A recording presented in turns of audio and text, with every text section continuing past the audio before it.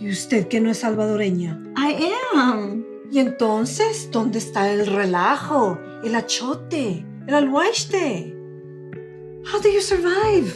Essential Salvadoran Spices Part 1. Alguashte.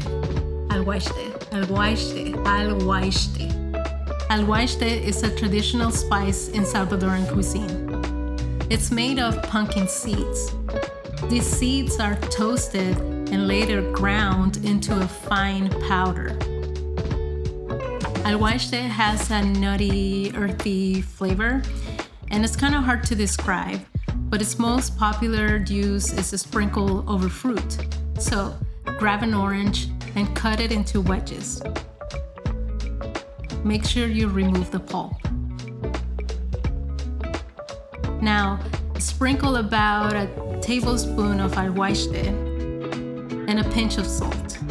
And there you have one of my favorite childhood snacks, naranjas con alguashte. Okay, let's say you don't like oranges. Well, grab a mango. Peel it and cut it into slices. Then, squeeze the juice of one lime. Add about a tablespoon of alguashte and salt to taste.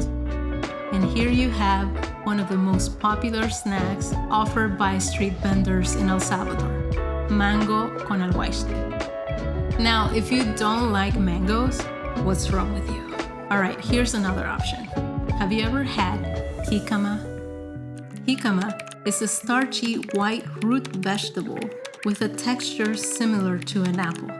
Yes, I got that description from ChatGPT. Anyway, peel the jicama, then cut it into slices.